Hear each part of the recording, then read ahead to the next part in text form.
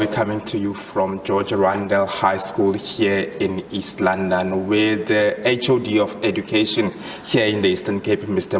Vandalism, he came here this morning to motivate the students before heading off to Gauteng, where he will be joining the Provincial Education Department when they'll be listening to Minister Jantjies this evening. Well, as you can see, the learners compromising of grade 11 and 12, they are saying that they are ready for the year ahead and make this school proud. And Mr. Vandalism also gave really quite motivational talks with these students and engaged with them. And now he's saying that the province, they've planned all that they could to ensure that this academic year of 2023 goes without any hiccups, and that they are hoping that this class of 2023 will do even better when compared to the class of 2022. And they're saying that they are on an upward trajectory and hoping nothing but the best. But let's bring him into the conversation. Sir, a very good morning to you. In terms of readiness, LTSM, last year the department was taken to court for failing to produce learner support material. Will we see anyone being taken to court this year? Thanks. We won't have any court case this time around. We have managed to start the process a bit earlier. As we speak, all the textbooks are in schools, all the workbooks are in schools. The only area that has been a bit of a challenge has been the stationery, but only 45 schools are left now. That will be finished today, which is your 30 schools in OR Tambo Inland, 9 schools in OR Tambo Coastal, and 6 schools in Crisani West.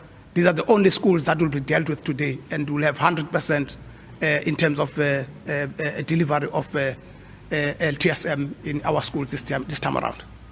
Coming to the classrooms, issues of overcrowding and infrastructure, where are we this year? We have requested Department of Public Works as well as DBSA to assist us with the movement of temporary classrooms in schools that we have already built, where we had deployed temporary classrooms as for decanting purposes. So we're moving those to the schools where they are needed. Some of the schools are in Alfred Nzo, some of the schools are in OR Tambo, some of the schools are in Joe Gabi and other parts of the province. And today we have also asked DBSA to facilitate the movement of temporary structures to Sarah Batman in one of the schools at Somerset East. That is a challenge of classrooms. So that contractor is reporting there to just start the process. And we're hopeful that by end of January, we would have sorted out this problem of additional classrooms that are needed in schools. But we have a plan that we've put in place, and that includes furniture. There's 2 batches that we have procured. There's a first batch, which is going to be covering about 39 schools, and there's another batch that is also coming to top up on that one, to address the problems of furniture in schools, both for learners and educators. Let's talk about the placement of learners. In the province, are we experiencing issues such as the Gauteng province, which struggled to place some learners? Where are we in the province? As at Friday last week, we had 1,020 learners that have not been placed. And majority of those were in Buffalo City, Nelson Mandela, as well as Sarah Batman. As at yesterday, we had placed about 349 of that 1,020. We're still left with 600, but our districts are working very closely with the principals of schools that now that the schools are open, to address that. The intention is to have these learners placed latest by end of this week. If we can't, by next week, we must finish the placement so that teaching and learning can start earnestly in our schools. Another threat to the academic year is crime, especially if I can make an example of Alphandale here in East London, where burglary took place there. What can you say about that vandalism in schools? You may be making these strides, but vandalism, what we call amapara, going into these schools, what can you make of that? Indeed, the issue of vandalism in schools is very much concerning. Just Nelson Mandela have also reported that I think about 44 schools have been vandalized over the Christmas holidays. And even in other parts of the province, vandalism is a great problem.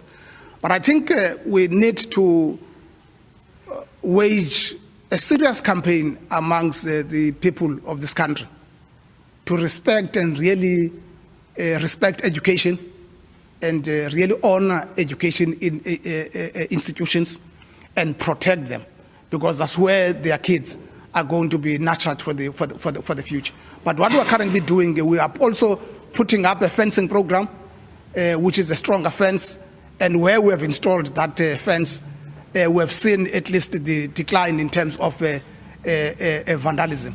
We are also partnering with the Department of Community Safety, with the safety patrollers and all that.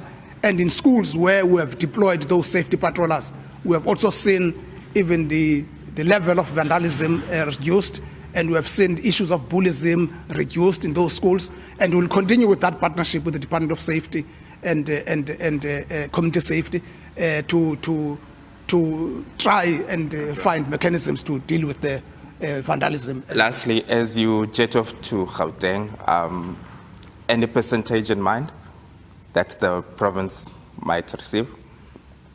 As a province, we looked at what we got in the previous years, and we have seen that the Eastern Cape has been moving up by 5%, 5%, 5% from the previous matric results.